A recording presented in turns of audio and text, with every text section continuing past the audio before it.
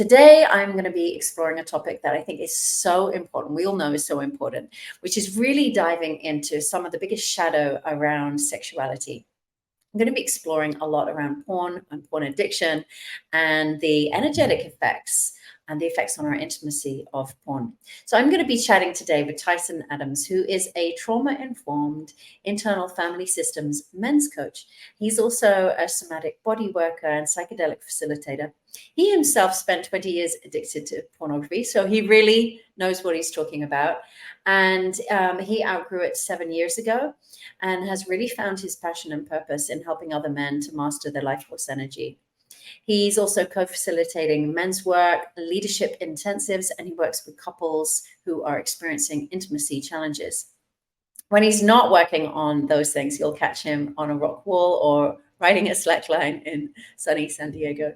So it is my great pleasure to welcome. Thank you for being here. Thank you, Shashi. Really super excited for this conversation. Me too. We've already been chatting about it. And, you know, in all my years of working with Tantra, you know, there could be so much focus on like, oh, let's be tantric lovers and the divine God and the divine goddess. But, you know, like we really do need to address where we came from, the upbringing we have, the society we live in, and how to really work with these things. And often not mentioned is pornography. So I'm super thrilled that you are putting your voice here. So do you want to start by just sharing a little bit about your own journey? Yeah. Should we go all the way back to the beginning? Let's. Okay.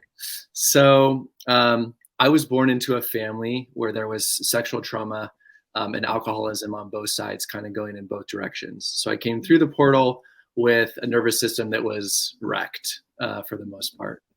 And then as a young boy, unfortunately, I had my own sexual traumas, a step-grandfather. Took me 10 years to discover that and unpack it, really through therapy, through men's work, through hundreds of psychedelic journeys, through really going deep in order to actually discover what was really underneath the surface. Healed that, made peace with it. And, you know, shortly thereafter, as I kind of moved into my, let's say, 9-10-year-old range, that was when I got exposed to pornography way too early. Much like lots of little boys, we just found it. My friends and I, we just found some pornography in a field. I still remember it. It was a Vanna White Playboy. Opened it up, see Vanna White. My mom loved Wheel of Fortune, this, you know, TV show that I had watched a lot when I was a child. And that really was the moment when that obsession took over me. And from that point forward, that was really the only thing that I could focus on. My adolescence, my play, my, just all of those things that were normal things kids would do just started to morph into the pursuit of the porn, right? And so shortly thereafter, my hometown, I lived in Washington State, we got what's called CASA, which CASA is this program. It's kind of like Napster. You can download pornography. So we went from no internet to high-speed internet. So there wasn't even dial-up. And so as soon as I found that at 12 years old, I started going deep into watching pornography before I had ever even had a girlfriend or even had a kiss. So all of that pornography was influencing my experience in the way that I was relating to women, relating to girlfriends. And that was really what jump-started a 20-year porn addiction.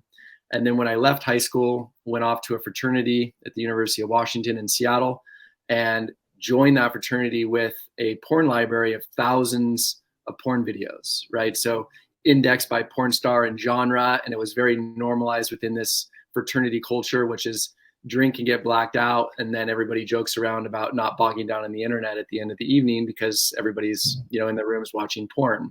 So I kind of grew up in that belly of the porn, just like hitting and shaping my reality, my psychology, and my way of relating. And it made a lot of turmoil in all of my relationships through my whole childhood and adolescence and adulthood. So, yeah. I can imagine. I mean, I'm listening and like already bursting with questions of like, you know, although this is also incredibly normal, you know, but how do you think that shaped you, you know, like how did it affect relating with girls and then women? Yeah, well, what I didn't realize now, but as I went through my trauma training, when we watch pornography, and I've also watched a lot of pornography on psychedelic mushrooms and DMT and LSD. I read a lot of experiments. And by doing so, I started to realize that we're not just watching it as it programs us, we're also absorbing the energy of whatever we're watching. So Oh, there's this, wow. yeah, so there's like this weird aspect to it that's invisible to us that we don't know we're bringing in. And so what I didn't know is that I was eroticizing the actual anxiety of both, the secrecy, silence, and shame in my family system, but also whatever I was observing on the screen was also being absorbed into my system.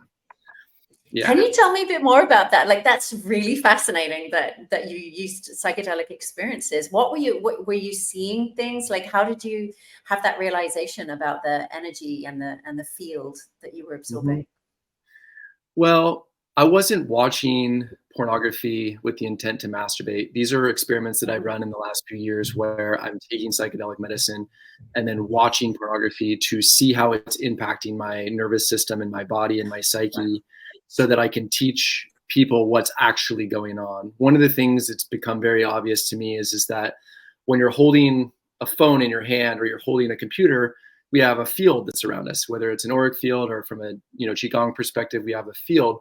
And so what we don't realize is that when we're watching that that computer, that technology inside of our field, not only is it absorbing into our own bodies and our own systems, but it's also absorbing into the field around us. And so then when we're going out into the world and we're looking out at the world, we're also looking through the world through that pornographic energy that is now in our field that we are unaware of. So I often ask women, like, hey, have you ever had that situation where you meet somebody or you meet a guy and you just get an icky feeling and you sense maybe he's got, either he's he's got a pornographic mindset or he's objectifying. And most women say, yeah, I've experienced that. And often that's because it's absorbed in us and around us as we're moving out through the world. And to my last point here, when I would take the porn or when I would take the mushrooms, watch the porn, then I would go lay down, eye mask on, put the music on, and then I would actually just be with it in my body. And then what I started to notice was, oh my gosh, there's a file storage system in my psyche and also in my body of everything I ever watched. And as I started to do that, I would use the psychedelics to move through that energy, metabolize it, dissolve it, shake it, scream it, purge it, let it all go so that I could come back to center and actually feel safe in my system and in my ability to move through the world. So yeah. Wow. Wow. And how do you feel this is linked with trauma? Because you're also trained in trauma, right? And we know from trauma work that a lot of like women who are sexually abused end up in the sex industries and presumably the porn industry. So, like, yeah, what are your understandings around that connection? Yeah. So when I went through my trauma training, I was unaware of this, but trauma is not the event. It's not what happened to me. It's the energy stored in my nervous system when something happens too much, too fast, or too soon, or not enough, which is the neglect piece, right? It's not. I didn't have parents to say, "Hey, what's going on for you? Don't do that," right? So it's a combination of things, but it's the story and it's the energy that was in my system. And so when you're going into intimacy, you're bringing that energy, whether you realize it or not, into that experience, into that partnership, into that sexual experience. So when you think about women that go, or women or men that go into the sex industry, oftentimes there's either visible or invisible, conscious or unconscious, eroticized wounds from childhood that haven't necessarily been processed and had a therapeutic process around them. And so then they normalize it, and then they somehow have created it to be an empowerment experience, and then that's what causes them to go down those paths to be in the pornography or inside of the industry itself. So not right or wrong, not immoral or moral or immoral, but just the nature of how trauma begets more trauma and creates more of itself. Yeah. I can this term eroticized wounds is Mm-hmm. a really interesting term. Could you elaborate on that, on what you mean by that? Yeah, so I use that because there's a lot of power over, power under dynamics inside of sexuality, whether it's BDSM or whether it's just in general the way that masculine, feminine teachings are created. And what I notice is that often these wounds are coming from often these eroticizations, these things that we find kinky, are actually born of wounding. So a good example is there was a study done by a friend of mine in Seattle where he looked at it was 13,000 men with porn and sex addiction, and what he found is that the genre of porn that you find to be erotic has a connection to what you went through as a child. So, for example, if you like porn where you're in a position of power and maybe it's a younger person or a subservient ethnic background or a small body, often these men had punitive and dominant fathers where they felt very small. And so that the way that the wound shows up is that then they eroticize needing and wanting to have power over, the person that they're attracted to or that particular type of porn. Whereas on the flip side, men that eroticize, let's say, MILF porn, or sort of being under power of a woman, they often had a situation where their father had a lot of shame and often was cheating, and then often confided in them about their infidelities. And so what we can begin to start to understand is that the actual search terms that you're putting into the actual Pornhub or whatever it is that you're looking at are the trailheads to the deeper psychological healing that is possible if you're willing to go there and have somebody walk you back in time to see where the power under or power over struggles happened and how that manifested in the way in which you're aroused in your intimate experiences.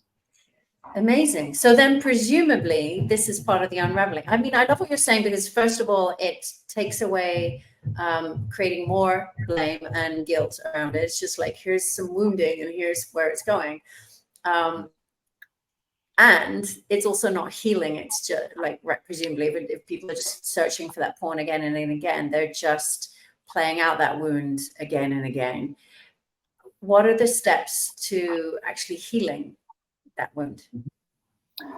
Yeah, so are you speaking to, let's say, men? I'll speak with men because I think that'd be the easiest way. So the way I look at porn and or porn addiction is it something that you can't stop doing, right? So simple way to describe an addiction is something that you want to stop or you're curious about stopping, but you can't.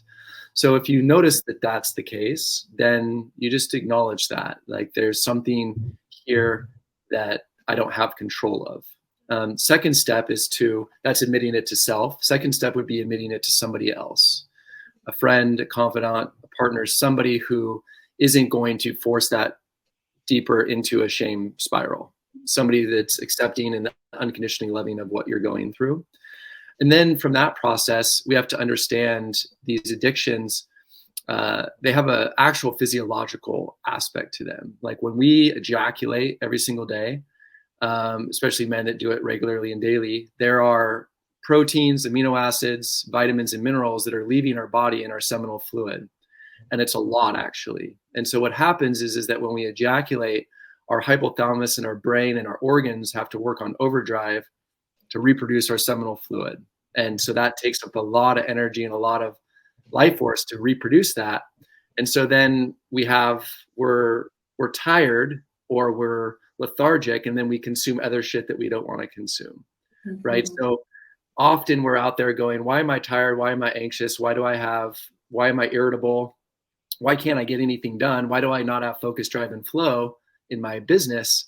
Well, maybe it's actually a depletion issue. It's a life force issue, right? So men have to get on board where it's logical to do this, because first of all, I have it. Second of all, logically, this would be something to get in touch with. And then thirdly, we have to understand, well, what is it costing you? What is it costing you to leak your life force and to not have all that energy in your body or in your system? And so for some men, it's time. Other men, it's entrepreneurship, it's dollars. Other men, they can't attract a partner or their relationship is falling apart. Other men, they're just frightened. They're scared that they're going to get caught. Like, there's all kinds of things that are woven in and around this. And then what we have to do from that point is we have to accept and understand that out of the hundreds of men that I've coached in this pornography region, literally maybe a handful have ever had any sound guidance moving from boyhood into manhood. So Right. there's grief there for us as a collective and as individuals that we haven't actually accepted. And so if we can understand that there's grief here, that we didn't have anybody, bringing us, like, for example, Taoist practices and these, ancient cultures, they would bring the boys out to teach them these, sexual kung fu and these tantric ways of being. And we don't have that in our culture. It's just basically, it's been sinful for thousands of years. And so what we have to do is we have to accept that it wasn't your fault. Like, it wasn't my fault that I didn't have any guidance. It wasn't my fault. It's not any boy's fault if they didn't have guidance. And so we need to stop self-blaming that we're doing this and that we're out of control. And then we also have to understand that these pornography companies, they're driven by profit, and they're going to use you as a means to an end. Their whole aim and goal is to get boys and men addicted as soon as possible, because what they're doing is they're profiting off of our life force. Mm-hmm. Now, could you just mention, I don't know if it's a good time to bring it in, but I love your analysis that I saw on your Instagram about that life force. Like, you actually measured it, or estimated it, I should say. Could you share that? Because I thought that was brilliant. Yeah. So the question is big picture, do we have a porn problem in this world or in this nation? Right. And I would say it's globally. But if you look at the top, so I looked at the top 30 websites in America, and 5 of those top websites are porn sites. So it's Pornhub, it's XNXX, it's XHamster, it's OnlyFans, and what's the other one? I can't recall. Doesn't matter. But those 5 top websites produce 6.35 billion visits a month. It's a lot of porn. Like, there's just a lot of men going to these sites, and of course some of them are women, but a lot of them, or most of them, are men. And so what I thought was, okay, not every single time that a man comes to this site is he going to be ejaculating. Some people just come to watch, some people just edge and then they leave. So I was like, okay, 75% of that, which is roughly around 5 billion or so, right? So I said, okay, how much cum is 5 billion ejaculates, right? And so then I measured that in comparison to a tablespoon of semen. And what I realized is that is the equivalent of 30 Olympic-sized pools per month, or 1 Olympic-sized pool of cum every single day is basically going out just in the top 5 websites in America, let alone all the thousands of other sites that are out there. So when I paint that picture, it's my point is to say, we were, as animals, not designed to be able to interface with this technology and the ways in which it's been weaponized against us to commercialize our life force, because as it keeps us addicted, they can feed us ads, and that's how they make money. And so there's a part of this that's also like, we have to be like, fuck you. We have to be a bit angry at this monster that doesn't actually see us as a soul or as a human being. It just sees us as a cog in the wheel to whoever those profit and those shareholders actually are. So I'm fired up, obviously. I was going to say, you talked about grief. I was going to say there must be anger as well, because there's also, like, that's the best that we were given, and our culture was just like to turn in consumerism and to have our precious life force energy. It's brilliant that you make this Olympic pool analogy, because as you and I know from studying Taoist sexual arts, the Taoists were all about how precious that sexual energy is, and how semen in particular, of course female fluids in their own way, but semen in particular is packed full of the most precious life force energy. You can create a child out of it. And so it's not only about the nutrients, but about the vitality and the life force energy. And what we spend that on is really important. And of course, there's one way of like spending it on creating children, but if the only other alternative that people know of is porn, there's this question of where are we spending our life force energy, and what is the effect of that? And I think this is something that most people don't really think about, so like, we're feeding this big beast, the porn entity beast, like, and of course we know there's lots of violence and crime associated with that. It's, it's not only about the personal detriment, but also what are we feeding collectively? And, there's so much to this topic. But maybe because you work with men, you could talk a bit about the individual journey of like, what do you notice that men are sort of discover about taking their energy back or putting their energy elsewhere, and or maybe your own experience around that. Yeah, yeah, absolutely. So I teach, at the core of what I teach is a mythopoetic map. And that mythopoetic map is that the way that a man treats his penis is the way that he treats everyone and everything in the world. That's alarming. I know. But here's why I say it. Here's why I say it. When we are unconsciously objectifying our own body, and we're using our penis to feel better whenever we're sad or sick or bored or angry or anything we don't want to feel, anytime we're uncomfortable, if that's where we go, then what we don't realize is that we're unconsciously objectifying ourselves. And then therefore we're wiring our psyche to then look out at the world in the same, through that same lens, right? So it's this sort of reality that if I'm using and abusing self, then I will use and abuse women. I will use and abuse the natural world, and I will use and abuse Paul to get to Peter in my business transactions. So I see this as a spiritual movement, which is that the first step is for a man to begin the process of coming into loving, kind relationship with his own body and his own penis, instead of treating it as if it's an object. And the other aspect to that is that we also have to accept and understand that we're coming out of thousands of years of circumcision, which is that the first moment that a boy comes into this world, his penis is objectified, right? So therefore, as a boy who was I was circumcised 3 hours after I was born. So I was, having to go through my own psychedelic journeys to grieve that original core trauma that I came into this world through. So understanding that when your penis is objectified before you have any agency and sovereignty, does that not create a destructive entitlement as we age to then take from the world? Yeah. So this is deep. You can feel that, right? Yeah. Very much so. When you put it like that, it's like almost overwhelming, like the layers of trauma, re-traumatizing trauma, and being passed on.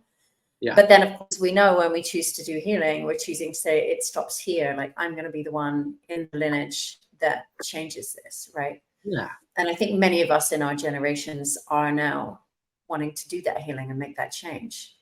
Yeah. And when I talk about circumcision, I think it's really critical for me to speak to the women out there, because there are mothers probably listening to this, and it's not your fault. I mean, this is women's labor rights have been taken away by church and by the medical industry for thousands of years.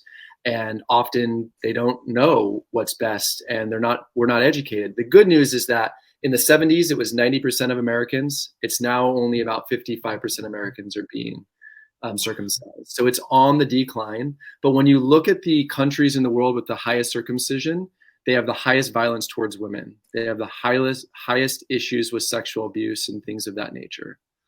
So this is an issue. It's a major issue. Yeah. Wow, I never knew that. That's a really potent statistic there.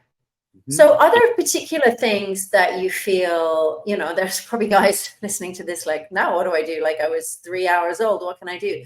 What are stages of healing that can be done later in life around circumcision in particular?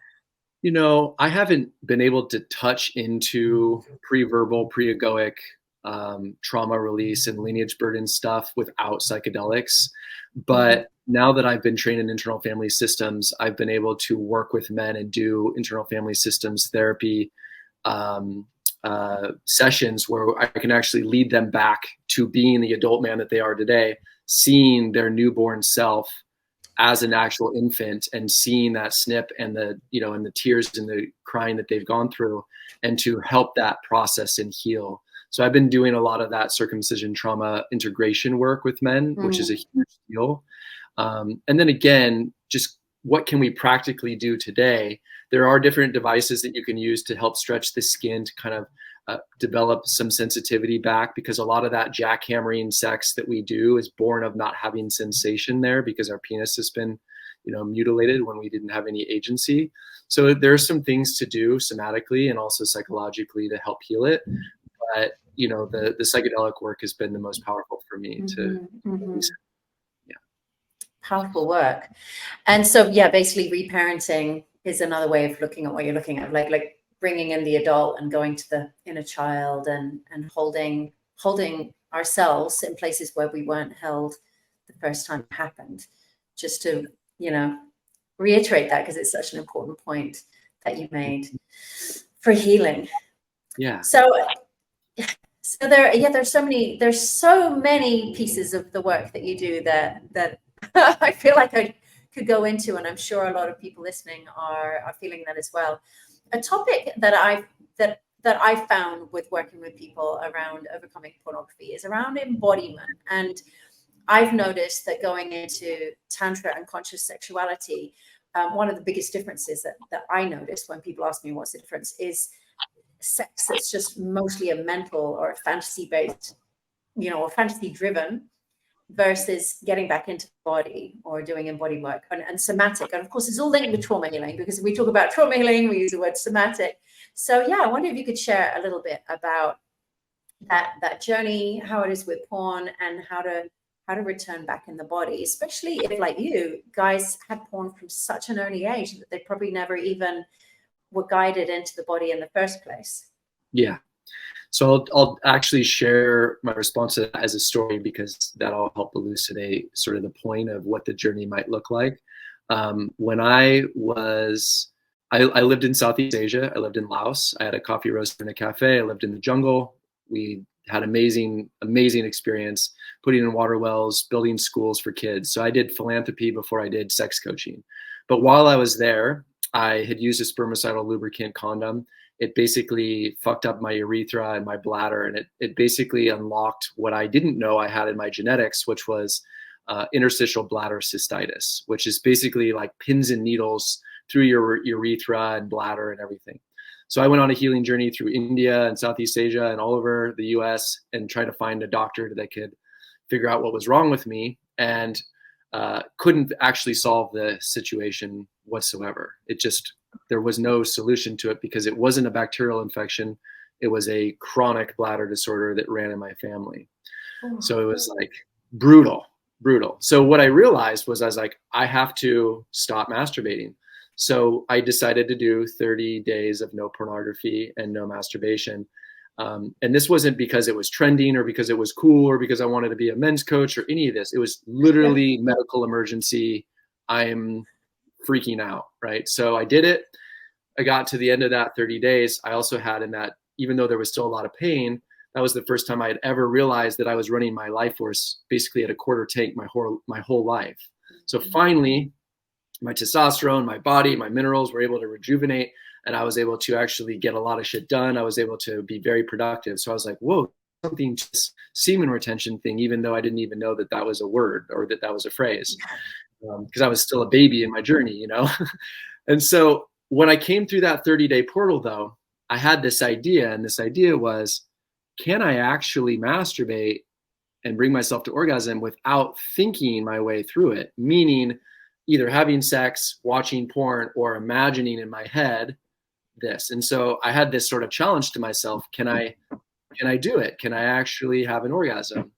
And so I remember I was in my hammock inside at my cafe underneath the moon, full moon's out, stars. It was beautiful, super nice night.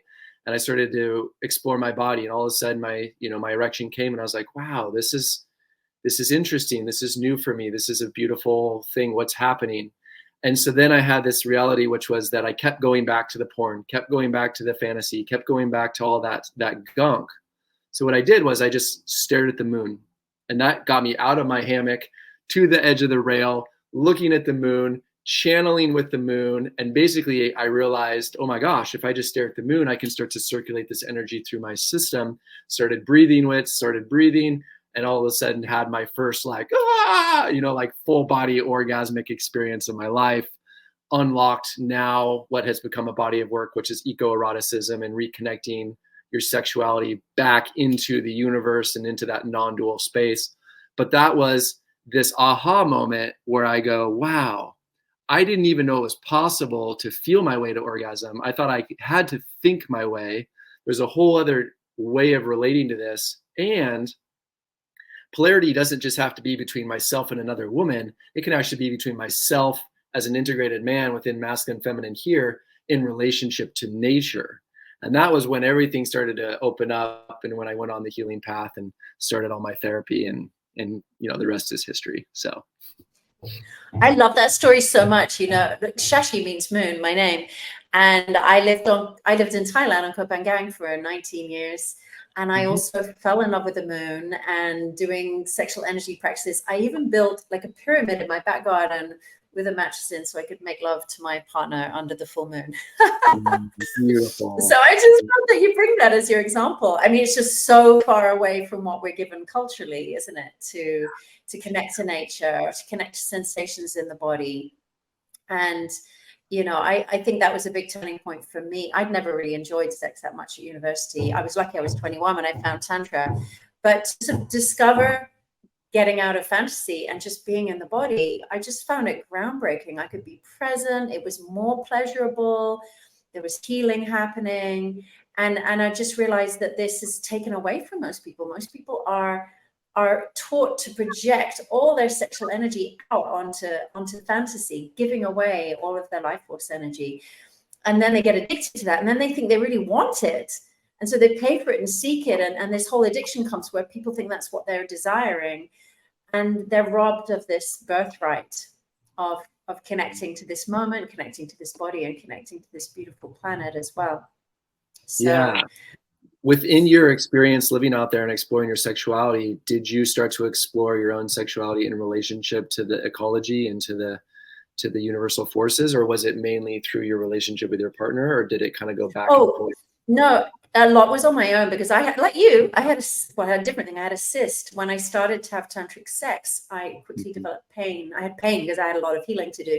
So I actually moved alone into the jungle for 6 weeks. And I did Taoist practices of ovarian breathing, and just listening to my ovaries. And I realized then that I was afraid of my own wild nature, what I called my wild woman. There was a big snake passing by, and I just realized I was so afraid of wildness. But when I breathed it through my body with these practices, it became sexual energy. And then I realized, wow, I'm contracting and pushing away the wildness of nature. And I've been rejecting it. But if I let it through, it makes me orgasmic. And there's so much life force here. So I reclaimed my wild woman. I realized that I don't need to be afraid and contracted. And as I did that, I literally bent my knees and birthed out the cyst. It like bled out of my body. I was about to have surgery. They gave me 6 weeks to have surgery. And instead I went in the jungle. Oh. So I'm so I'm happy really for you. resonant with That's your so path. beautiful. That's so beautiful. And like you, I then gave my life to teaching this to others. I opened a clinic for women. I still run women's groups. So no, I really resonate. But you and I are talking about like living in Southeast Asia. What about people who are listening who like live in an apartment in the middle of a city and they're like, well, I can't go and like self-pleasure in a jungle under the moon. Or maybe they can at some point. But what about for those people? Yeah. I love the question. And thank you so much for sharing that, because I feel that people that are really drawn to this work from an embodied place, from a soulful place, have their dark night of the soul experience with inside of their sexuality. They kind of come through that portal, and then they turn back around and they help their younger selves that are out there in the world listening. So I just love that you shared that. So, thank you. So to answer your question, I have created this, and it's called masturbation as a death practice. And so the way that it works is you prompt yourself with this question. If it were the last time you were going to masturbate and you knew that you were going to die tomorrow, how would you do it differently than you're currently doing it? And then from that place, meditate, pray, journal, dance, and don't think your way into it, but listen your way into it. And then consider all of the different things that you might add to that experience. Music and sound and candles and lights and ambiance and cleaning your place and mirrors and toys and music and all of the things that can add value to that dance so that you can elongate it out. And then when you go through that process, whatever that looks like, you get to the other side of it and you allow yourself to really have that pleasure. That's where you develop self-love, which is can you stay for a little bit in that moment and allow yourself to have what you've just created? You are both the lover and the loved. You are the giver and the receiver of that experience, and allow yourself to stay there. And then from those places, enter some of the deepest meditations of my life right after those experiences. And so what happened to me in this process of doing a 3-year celibacy journey was I started to get in touch with the rhythms of my arousal, and that sort of married and paired into working with the moon even deeper. And so I started to realize, oh, once a month on the full moon is the right time. So I would schedule that day completely out. No work, no friends, no nothing. Wake up early, meditation, prayer, go to the ocean, dive, go in. I would microdose. I would get a massage. I would go to float tanks. I would do my slackline. I would be in embodied practice all day long, so that when I got to that evening and I was in that moment, I was able to stay there and not race for the orgasm as if I had for the last, 20 years during all the porn, right? The point isn't that. And I taught myself in that process how to become multi-orgasmic, and becoming multi-orgasmic and learning how to do these practices by reading them and then teaching yourself through breath and embodiment and self-touch and massage and perineum squeezes and toys and massage guns. You learn how to rewild yourself. And so I look at it as self-initiation that every man and every woman can choose to take if they're willing to get to know those deep aspects of who they are underneath of all the programming and all of the need for other, right? Because I started to realize in this process that I had outsourced my arousal to the porn, to the creams, to the pills, to the women to make me feel better. And when you bring that back into self and you're not outsourcing that, you start to realize, oh, I'm not also going to outsource that responsibility to anybody else or anything else in any aspect of my life moving forward. So it's really about, and it's building an accountability practice with yourself and how that bleeds into your whole life. So. And I love how you also point out that it's not only like sexual practices, like, bringing more meditation and awareness into self-pleasure, but all the things that we do in the day, like self-practice, breath work, ice baths, whatever. But all the practices that help with our healing and embodiment are part and parcel of our sexual healing, that it's not just the sexual piece. Yeah, absolutely. And it's self-tantra. Self-tantra. Yeah, it's learning. Great. It's learning that yin yang within and not outsourcing that to the external. Yeah. When we run our women's trainings, we say to them, even though we're in Tulum right now, there's a lot of gorgeous spiritual men around, but we say, hey, we're inviting you to be celibate for this training, because we want to drop old patterns and to just be our own lover before we share ourselves with others. And, and I myself found that so important in my journey. Like you say, like, we learn about our sexuality through other from the get-go. Like, nobody at our school says, here's how to have a healthy self-relationship, self-pleasure practice. It's all projected outward, whether that's, initially onto porn, onto fantasy, onto the boyfriend, girlfriend, whatever it is, it's just projected outwards. And I was so amazed when I got into sexual arts that self-pleasure was seen as a meditation, and that it was, actually like putting my own presence or my own sexual energy in my own body as a temple. It's like, this is groundbreaking. Why didn't anyone teach us this? And I thought, if only when we were like 15 or whatever age, we had a year on our own, like before leaping into relationship, or not quite relationship, but connection, that we build a relationship with ourselves and learn even things like breasts. Like, that was a revelation for me, because the boys who were grabbing my breasts were like 14-year-old boys who don't have breasts. And I'd never massaged my own breasts. I had no idea what they liked. And they were always grabbed in a way that it wasn't until I was in my 20s and started doing breast massage, and I'm like, oh, this is my pleasure. This is what I like. I had no idea. Now I can tell others what I like, but I had no idea. And how many women go through their entire sexual life handing over their breasts to somebody else and not getting any pleasure, just putting up with it. These are such simple things, actually. But like you say, we don't have the elders. We don't have the wisdom keepers. And I think this is a very tragic topic. And I wonder what your thoughts are on the next generation. Is there anything we can do? Like, we see the digital world getting bigger. We've got AI coming in. We've got virtual reality coming in. We've got robots coming in. This could all get really bad, right? Yeah. What are your hopes for future generations? I'm most scared with the VR. The VR is the scariest thing because I've watched virtual reality pornography, and there's kids out there right now that are consuming it. And because it's so real, because there's 3 or 4 women coming over and it's point of view porn. So as you look down, it's some other, porn star's cock, but you think that it's you, but you're a little boy, you're 12, and all of a sudden you look down and you see a 7-inch cock. And so that creates dysmorphia for young boys. And then in addition to that, all of these women coming in just worshiping you as if you're a god and you don't have to do anything, that creates its own level of narcissism, right? So this is a huge fucking problem with AI and VR.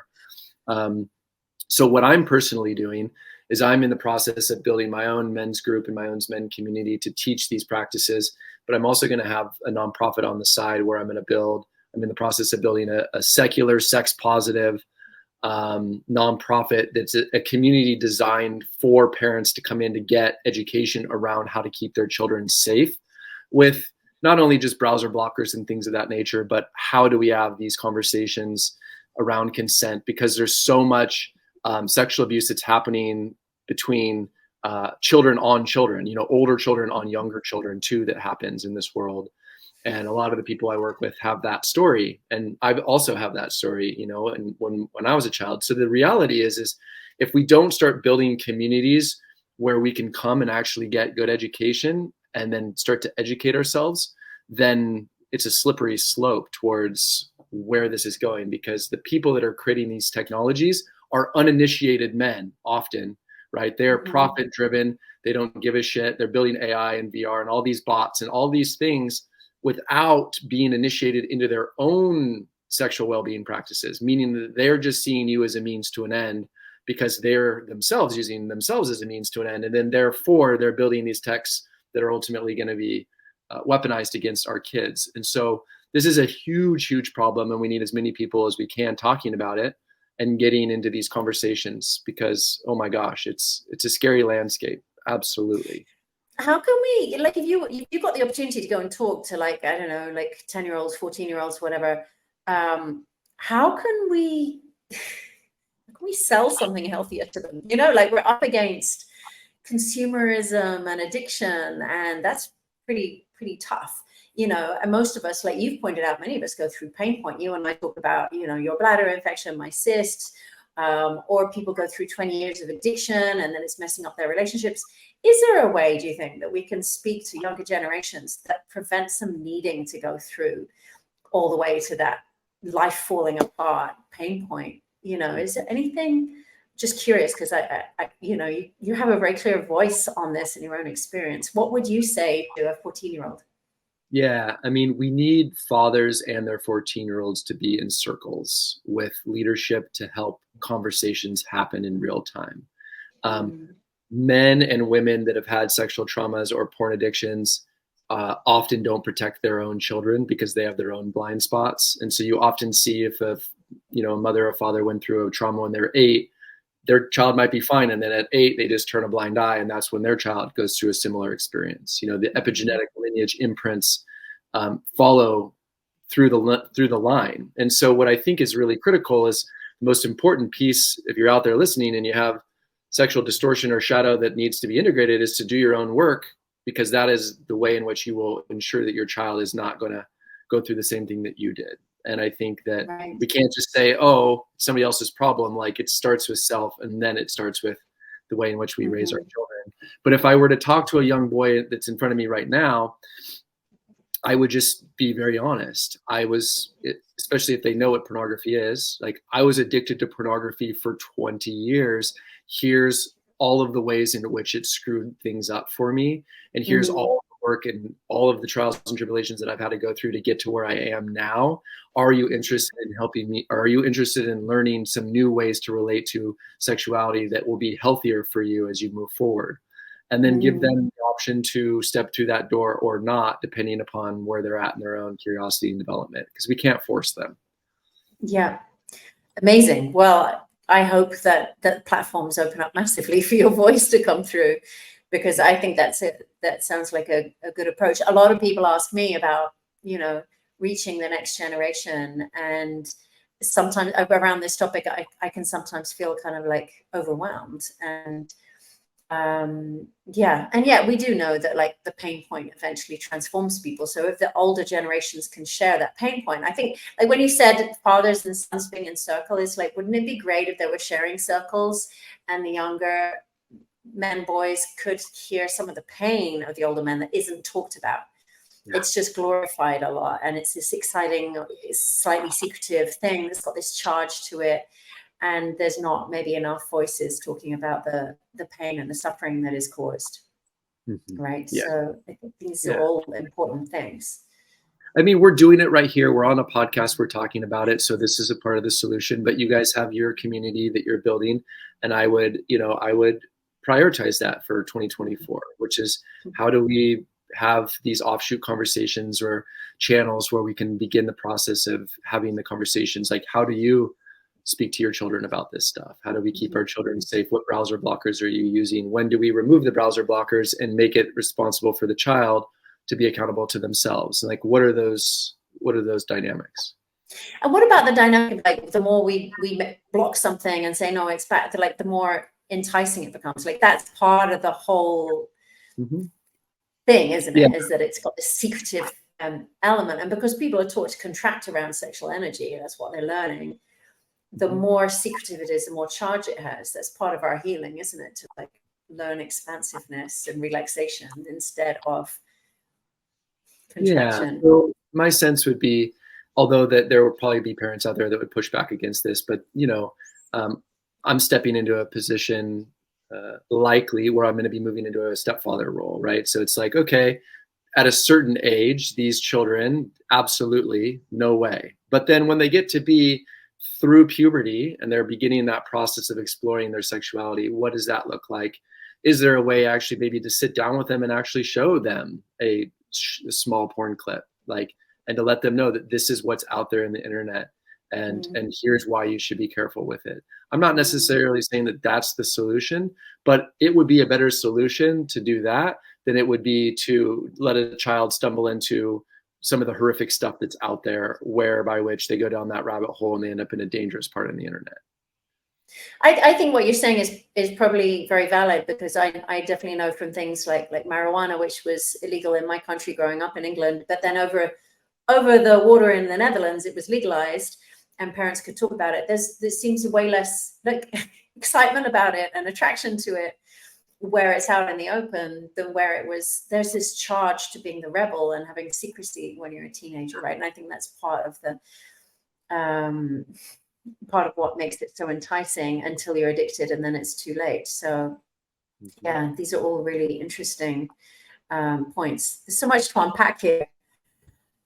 You and I are, we've chatted earlier, and we're both into the Taoist lineage and tantric practices, and this is so much about energy. We've touched on this a little bit, but I know it's, for me, having the language around energy was so helpful, not only in my sexuality, but in life itself. It's like, oh, energy, everything's energy. The food I eat can have more energy in it or less energy, not calories, but life force energy. The places I live can be full of life force energy, the nature I go into. And then realizing that, it's like, wow, this is what makes us feel good and happy. And we can go for partners who are full of life force energy, we can offer our energy. So it's just like such a simple concept, and yet, it's not taught again. But within that, there also can be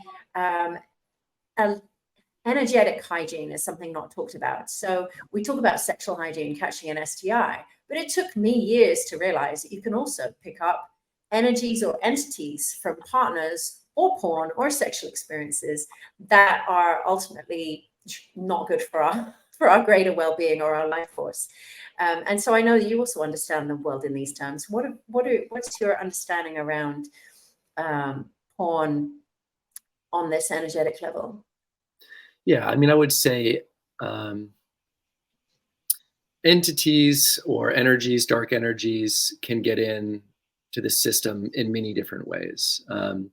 My mentor is a man named Bob Falconer. He's an IFS psychedelic facilitator and therapist, but he's probably like one of the world's leading experts on exorcisms and entity removals. And they call them, in IFS, they call them unattached burdens, is what they call them. And so these things can get in through birth, meaning they're lineage burdens. We're born with them. I had some that I had to work with to get out of my system when I came in. There are also ones that you can pick up through sexual partners. You can also get them when you're unconscious, let's say on a surgical table. There's also ones that can get in through self-harm and obviously sexual traumas. And then, porn as well, right? I don't necessarily know if these things can travel through technologies, although I wouldn't, I don't want to say yes or no. But what I will say is that if there is those aspects of self that where there's something has gotten in, porn definitely feeds that monster. It feeds that thing inside. And I've worked with both men and women where I've helped clear entities and things and cut cords and ensured that I wasn't exercising a part of them, but that it was actually something that was not a part of them. And there's a particular way to move through the psyche and through that person's complex system to ensure that their parts are in a safe place to do that work and to get that thing to leave. And it's a no negotiation process. Once I've been identified, that thing has to go and it will go. And there's a level of command, but there's also a level of not forcing it to go, because this thing has kind of been a tyrant king in people's system or a tyrant queen inside of somebody's system. And we have to go about it in an intelligent way. But ultimately, we're just sending it back to love and light, to its family, to creation itself.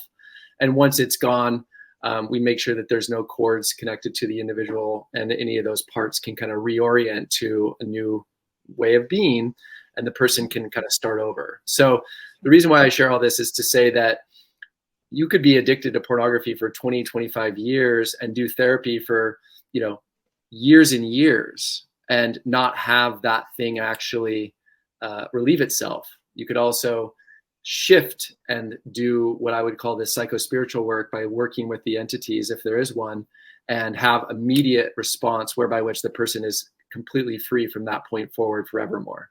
So it's just understanding that the psychological ways that we've been trained are very, very minute in comparison to this type of awareness, this Taoist type of awareness, and to just the shamanic ways, which is all cultures acknowledge these entities, and yet we don't. And yet we don't. When I first heard about them, I was like, I don't even want to believe in that. That's weird. It's woo-woo. I have no space for it. I want to be grounded. And then when I started to do this work, especially doing trauma release work, like the TRE exercises, breath work, I do trauma release breath work. And when there's some activation and I see traumas release the body, it's like, it's absolutely undeniable that you see entities leaving people. And not only that, but there's like such a transformation. It's like this something's been hijacking the life force energy, and also sometimes compelling actions in certain ways. And it's really like a parasite. Funnily enough, I used to work in a detox clinic clearing parasites physically from people, and I saw there was a kind of connection between physical parasites, energetic parasites. And I feel like we need to open this conversation, even though it's a little edgy and our whole society doesn't want to talk about it and it's woo-woo and whatever. I do feel it's an important and helpful conversation, because when we look at that more esoteric level, it then gives us another level to be able to heal and release. So I was super happy to hear that you're also having that understanding. And I think we need to open up this conversation as well, even if it's uncomfortable a little while for people, because it's super helpful. And I think when we think about energetic hygiene, even when I've talked to women who I work with, even a little about like feeling into a lover's energy body and sensing if that's an energy that feels coherent and or harmful to them, they're like, oh God, what was I thinking? I can really see that this energy isn't aligned for me. So it's almost like it's there, but we're not conscious enough of it. Like that we actually do have an inherent understanding about these things. Yeah. There's a felt sense. There's a somatic realization, and often we bypass that because when we had our abuse when we were young, as we were children, where this issue is that there was a silent witness. That's where the shame comes in, and that's where our own lack of boundaries come in. So let's just say you have an abusive father and you either have no mother, that would be a very silent witness. You just have the abuse, so there's nobody there to protect you. Or you might have a mother who's also afraid of the father, therefore she doesn't protect the boy or the girl, right? So in those circumstances, we have situations whereby which either they say, oh no, he would never do that, they just deny it, or you're crazy, that didn't happen to you, or they see it and just turn away and walk away, right? So that's where the shame gets in, and that's where we become susceptible to then attracting similar partners that enact that, because we don't have an internal system to stand up to that type of behavior. And so when I've worked with women, especially in psychedelic spaces, sometimes I can feel inside of their own field the traumas that they carry from their past that are even, how do I say this, inviting me to reenact that experience with them. Yeah. And I have enough self-awareness to understand that that's not me and or my arousal, but that's actually what they carry in their own field and their own journey, and to be able to speak to that and help them to move all that energetic out. Because I've worked with many women that have actually been abused in medicine spaces or have had sexual traumas. And when they come, I'm realizing like, oh, wow, there's a lot here that needs to clear in order for them to feel safe in the masculine.